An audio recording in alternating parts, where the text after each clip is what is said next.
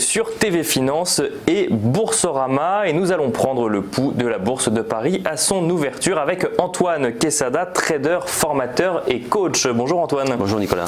Alors la Bourse de Paris vient d'ouvrir, plus 0,73% à 4829 points. On imagine que c'est dans le sillage des marchés américains qui clôturaient hier pour le Dow Jones à plus 0,67%, le S&P 500 plus 0,76% et le Nasdaq Composite plus 0,71%. À quoi est-ce qu'on peut s'attendre pour cette matinée, pour cette journée, Antoine? Bon, déjà la hausse qu'on a vu se faire hier vers 20h qui m'a surprise également puisque j'étais devant mes écrans et j'ai vu cette grande bougie verte là tout à coup venue de nulle part. Elle n'était pas prévue par l'analyse technique? Non, je savais que les tentatives de baisse étaient vraiment avec peu de force, mais non, ça a surpris un petit peu cette bougie qui est suite à l'information qui a couru. La rumeur effectivement sur d'enlever les droits de douane de la Chine vers les États-Unis, ou en tout cas dans le cadre des négociations de la guerre commerciale. Oui. Et on voit bien à quel point justement les marchés sont fébriles et en attente de ce genre d'informations. Parce que c'est même pas une information, c'est une rumeur. C'est une rumeur, bah oui, les rumeurs évidemment elles provoquent des réactions qui ensuite s'avèrent inutiles ou erronées. J'ai le plaisir donc de vous remontrer ici ce graphique en hebdo. Vous allez voir que le long terme permet aussi de voir dans quelle situation on est au présent, et ensuite on parlera du très court terme, puisque c'est ce qui intéresse, j'imagine, nos auditeurs. Ce graphique auquel vous êtes habitués, je vous fais grâce maintenant du mensuel. Mais là, l'hebdomadaire, il est particulièrement parlant, il est toujours d'actualité, en ce sens qu'on a bien rebondi sur le gros support de long terme qui passait sur les 4600 points. Le marché, effectivement, a cassé un tout petit peu. D'ailleurs, je l'avais évoqué dernièrement. J'avais dit qu'on très certainement on l'enfoncerait, on laisserait une mèche dessous. Comme un excès, qui est, comme le fameux baigneur au fond de la piscine qui rebondit. Avant de remonter. Voilà, et effectivement c'est ce qui s'est produit. Alors maintenant, est-ce que ça va aller au-delà? On va faire l'analyse pour voir quel est ce potentiel. Mais en tout cas, la réaction attendue sur les 4600, elle s'est produite. Elle s'est produite d'une façon assez franche quand même, puisque nous avons ici, pour les adeptes de l'analyse technique, et moi c'est ma passion, vous le savez, nous avons ici ce qu'on appelle un marteau, c'est-à-dire une bougie avec un petit corps vert et une mèche relativement longue en dessous. C'est-à-dire qu'on voit le plus à droite du graphique, c'est ça?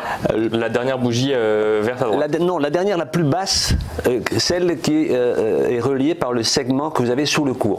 La bougie extrême qui a tapé effectivement les 4600, qui est allée à 4550 et qui donc a été une bougie rouge à un moment donné, c'est-à-dire avec un profil vendeur assez marqué, mais avant la fin de la semaine, donc le marché a rebondi et est venu clôturer en vert, c'est-à-dire une bougie qui a clôturé au-dessus du prix d'ouverture de la semaine, en laissant cette traînée inférieure qui correspond à l'historique, au cours le plus bas qu'a atteint cette bougie. Donc en hebdomadaire, on a bien rebondi ici et on a un début de divergence qui n'est pas validé à mon sens, qui est une divergence qui matérialise un excès baissier et qui maintenant pousse vers le haut. Alors ce qui est très intéressant de voir ici, c'est qu'effectivement après le rebond sur ce support, qui n'est pas forcément un rebond qui durera, mais en tout cas la réaction du marché elle a été claire, maintenant on est en train de buter. Et là c'est l'instant présent, même si on est un hebdomadaire ici, on est en train de buter sur quoi? Sur la fameuse oblique baissière de long terme qui dans un premier temps, vous vous souvenez, on en a parlé longuement, faisait office de support sur laquelle normalement le marché pouvait prendre appui. Et qui maintenant devient résistance. Qui avait été enfoncé, qui maintenant devient résistance. Donc il est clair, donc ce graphique qui est un hebdomadaire, il vous parle du présent en fait. Parce qu'effectivement, le marché est coincé, entre guillemets, entre l'oblique haussière sur laquelle il a rebondi et qui l'a propulsé légèrement vers l'eau, et maintenant cette grosse oblique baissière qui est devenue résistance. Donc on est dans cette phase-là, et effectivement le marché, s'il veut aller plus haut, il sera obligé de franchir cette oblique. Et elle se situe à l'heure actuelle autour des 4700, 4812 comme on voit effectivement. En fait, on est un petit peu plus, la zone des 4850, les 4812 ici, correspondant au premier palier de Fibonacci. Si on prend les 100% de baisse depuis les plus hauts de ces derniers mois, depuis les 5600 points, si on mesure jusqu'à 4550 et on prend les différents paliers de Fibonacci, pour les gens qui aiment l'analyse technique et Fibonacci, on est sur la zone du premier palier, c'est-à-dire les 4812. et qui, par définition, en plus ici, correspond à la grosse résistance. Donc une résistance à 4850. Voilà, il va falloir franchir. 4829. Donc on a eu la rumeur qui nous a fait remonter un petit peu, mais on ne sait pas encore si on va passer dans la journée cette résistance. Tout à fait. Donc on va passer au journalier.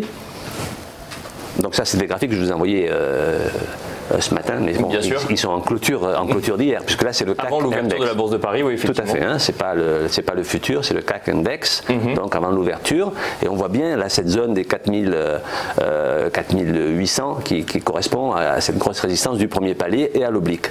D'accord. Donc, ce qui s'est passé hier, à partir de 20h, 20h30, ben, ça semble se poursuivre ce matin, puisqu'effectivement déjà le CAC futur avait franchi les 4800 et on était sur les 4820 il y a quelques minutes sur le CAC futur. Là, avec l'ouverture, on est à 4832. Voilà, donc effectivement le CAC Index, donc l'ouverture à 9h poursuit la lancée du mouvement entamé hier. Ce qui est plutôt de bon augure, ce qui laisse entendre qu'effectivement ce rebond sur les 4600 et 4550 devrait, et en tout cas les marchés n'attendent que ça, hein, on le voit bien, les marchés n'attendent que ça pour appuyer un petit peu sur l'accélérateur. Donc très probablement on devrait casser les 4850 qui pour moi à l'heure actuelle sont la grosse résistance qu'il faudrait franchir pour libérer un petit peu de potentiel haussier.